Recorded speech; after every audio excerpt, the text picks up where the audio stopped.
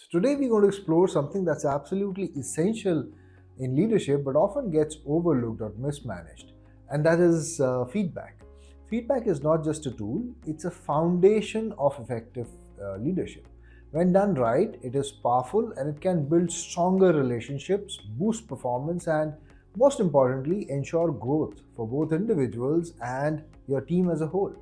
But it's one of those skills that people either shy away from or use without the right approach.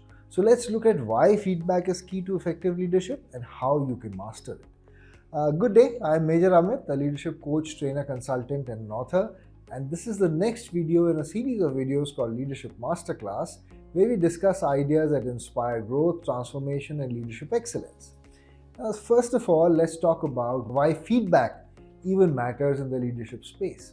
Now, imagine you are leading a team and you want everyone to reach their fullest potential. Obviously, as a leader, that is what you want. Now, without feedback, how would anyone know what they're doing well and what needs to improve, right? Now, feedback is like holding up a mirror for people, right? It shows them their strengths and areas of improvement, helping them see things they might otherwise overlook. Now, as a leader, providing feedback is one of the best ways to demonstrate that you really care about each person's growth and success. Now, when you offer genuine constructive feedback, it's actually like saying, I believe in your potential and I'm invested in helping you succeed. Now, that's powerful, that's leadership. Right?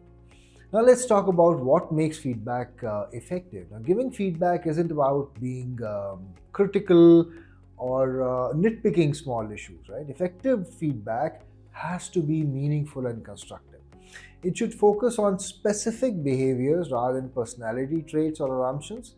So, for example, instead of saying you're late with your reports, say, I have noticed that the last few reports have been submitted after deadline. Is there anything that is affecting your schedule?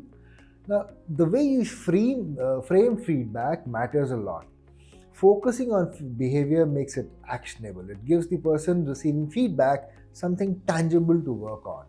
Feedback should be about helping people grow, not making them feel defensive or judged. When we focus on behavior, we are being clear and objective, and that helps build trust.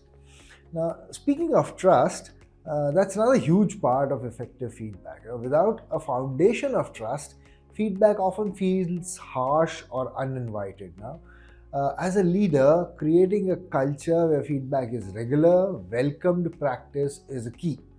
Now, think about some of the best leaders you know.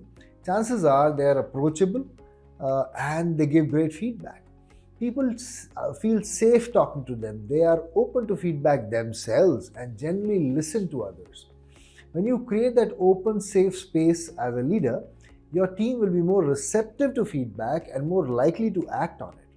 Now, trust turns feedback into a positive, collaborative experience rather than something that people dread. But let's be honest, giving feedback isn't always easy, right? Especially if it is constructive, right? And otherwise called negative. I love to call it constructive feedback. That's where empathy comes in, right? Before delivering feedback, take a moment to put yourself in the other person's shoes. Think about how they might feel hearing what you're about to say. Now, that doesn't mean sugarcoating the feedback or avoiding tough topics, not at all. But it does mean approaching the conversation with compassion. Empathy shows that you're not just delivering feedback for the sake of it, you genuinely want to help the other person improve and succeed. And when people feel that empathy, they're more likely to receive feedback positively and see it as an opportunity for growth. Now, there's also a matter of timing. Effective leaders don't wait for annual performance reviews to give feedback. Timely and regular feedback is always better. If you see something that needs addressing, address it sooner rather than later. Imagine a sports coach who waits till the end of the season to correct a player's form. By that time, it's too late. Now, when you give feedback soon after the behavior occurs, it is fresh in everybody's minds and it feels more relevant at that time. Timely feedback keeps issues from building up and lets people make adjustments in real time, which is much more effective. Let's also touch on receiving feedback. Now, as a leader, this is again very, very important. This might seem surprising, but as a leader, how you receive feedback can be just as important as how you give it. When you're open to receiving feedback from your team, you are setting an example of growth and self awareness. It's like saying, I'm here to improve just as much as you are, or just as much I expect you to improve. Now, when people see that openness in you, they are encouraged to be open to feedback themselves. Plus, you can learn a lot from your team's perspective. Sometimes they see things from angles you might miss, and their feedback can help you become a better leader. So, embrace feedback as a two-way street, as a dialogue and not just a monologue. Now, one thing to remember about feedback is to always follow up. When you give someone feedback, whether it's positive or constructive, follow up later to see how things are going. If they're working on something specific, ask them how it's progressing. This follow up shows that you're invested in their growth beyond just that one conversation. It reinforces the message that feedback isn't a one off event, it's an ongoing process, it's a partnership. And that's where feedback turns into real growth. So, to sum it up, a feedback is key to effective leadership because it fosters growth, builds trust, and drives improvement.